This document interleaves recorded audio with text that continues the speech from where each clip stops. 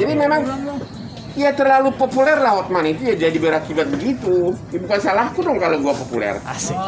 Ya. Menyangkutkan ada. Ya, saya tidak menganggap dia saingan saya. Halo sobat Fakta Bang Pin, ketemu lagi dengan Bang Pin dengan berita-berita soal tokoh-tokoh publik yang populer dan selebritas-selebritas tanah air yang selalu saja bikin berita karena dengan berita mereka tetap eksis di ranah media. Kali ini masih mengikuti soal Hotman Paris dan Hotman Sitompul yang makin panas dan melebar. Perseteruan Hotma dan Hotman, dua pengacara handal ini memang menarik perhatian publik. Dan kali ini Hotman Paris memberikan tanggapan soal melebarnya kasus ini dan menjawab apa yang diungkapkan oleh kubu Hotma Sitompul. Dalam sebuah wawancara dengan beberapa media, Hotman Paris mengatakan bahwasannya kasus ini melebar bukan karena dia, tetapi karena dia memang terlalu populer di negeri ini, sehingga kasus yang dia tangani pasti akan menarik perhatian wartawan. Jadi itu bukan salah dia, katanya. Dalam wawancara itu, dia juga menyatakan bahwa dia sebenarnya bukan saingan dari Hotma Sitompul. Nah, bagaimanakah yang dijelaskan oleh Hotman Paris dalam menanggapi soal perseteruannya dengan Hotma Sitompul? Yuk simak video ini dan jangan lupa like, subscribe, and komennya ditunggu, serta selalu ada doa dalam setiap lentikan jarimu.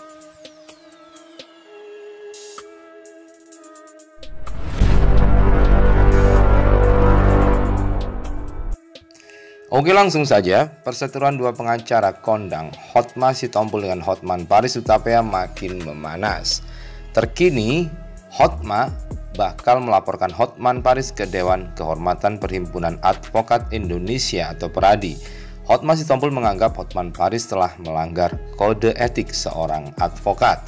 Pasalnya, pengacara 62 tahun ini diduga telah membeberkan aib rumah tangga kliennya Desiree Tarigan dengan Hotma Sitompul. Menanggapi hal itu, Hotman Paris menegaskan bahwa dirinya tidak pernah membuka aib. Namun, resiko sebagai pengacara yang terlalu populer adalah setiap kasus yang dia tangani itu akan menjadi konsumsi publik dan bahkan dia dikejar-kejar wartawan. Hotman juga mengatakan bahwa di awal-awal saat ditanya, dia sebenarnya berusaha menutup-nutupi. Namun akhirnya karena terus dikejar-kejar wartawan dan kasus itu memang sudah menjadi konsumsi publik, akhirnya pun perseteruan dengan Hotma Sitompul tidak dapat dihindarkan. Apalagi saat keduanya sama-sama sudah menggelar konferensi pers. Kayak saling serang Bang Hotman dengan Bang Hotman. Nah, itu gimana Bang? Ya, kubu sana menganggap kasus ini melebar gara-gara Hotman Paris. Sebenarnya enggak, karena popularitas Hotman Paris. Justru saya tidak pernah membahas kasus ini ke publik. Ingat waktu di vaksin kedua RSUD, saya udah buka, tapi saya hanya mengatakan benar saya yang pegang kasusnya, saya udah pelajari, tapi saya nggak mau ngomong ke publik.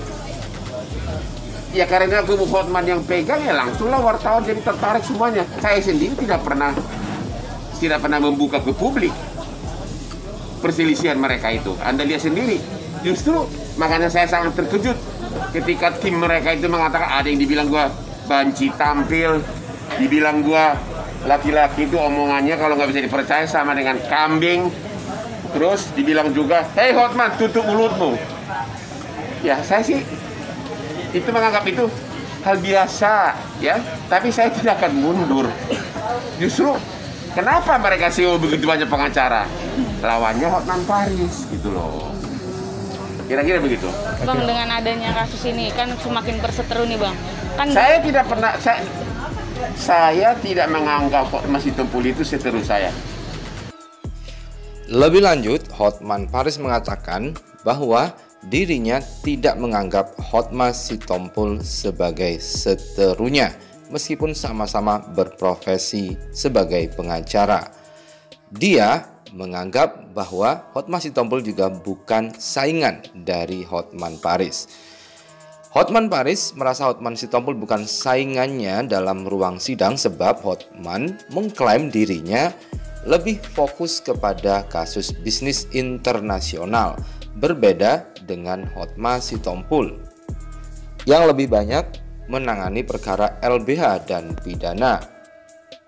Hotman juga mengatakan bahwa dia tidak pernah berhadapan dengan Hotma Sitompul di pengadilan perdata, terutama perkara bisnis. Yang sering justru Hotman Paris berhadapan dengan OCK Ligis, Todung Mulya Lubis, dan Lukas. Kalau dengan Hotma Sitompul, Hotman Paris tidak pernah berhadapan soal perdata terutama. Namun memang Hotman Paris mengatakan bahwa bidang yang dia garap lebih basah dan lebih banyak uangnya karena perkara-perkara yang ditanganinya adalah perkara-perkara bisnis. Jadi kalau ada yang mengatakan bahwa Hotma Sitompul adalah saingan dari Hotman Paris, Hotman suka ketawa-ketawa karena dia merasa tidak pernah bersaing dengan Hotma Sitompul.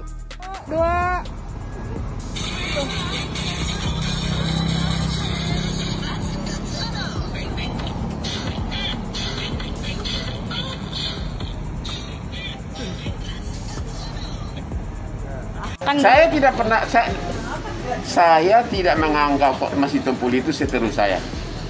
Ya, saya tidak menganggap dia saingan saya. Karena bidang bisnis kami beda. Saya itu adalah perkara-perkara bisnis internasional dan konglomerat khusus bisnis ya. Ya, saya tidak pernah berhadapan dengan dia di pengadilan perdata. Terutama perkara bisnis nggak pernah. Yang saya sering berhadapan adalah OCK Ligis, almarhum Adnan Duyung Nasution, Mulya Lubis, Lukas. Kalau dia nggak pernah, jadi beda. Dia bacakan kayaknya sih, apakah benar LBH saya nggak tahu, tapi banyakan yang pidana. Nggak, jadi bukan saingan. He is not my enemy, he is not my competitor. Ya, itu loh. Jadi kalau bilang diadukan disandingkan berdua, saya suka ketawa. Enggak, gua nggak pernah bersaing sama dia. Dia punya kelebihan, aku juga punya kelebihan. Tapi memang bidang gua kebetulan lebih basah. Lebih banyak duitnya untuk perkara bisnis gitu loh.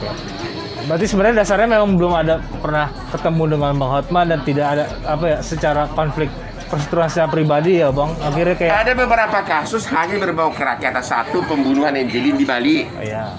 Di mana dia membela Ibu Tiri, saya membela pembantu pemuda Sumba.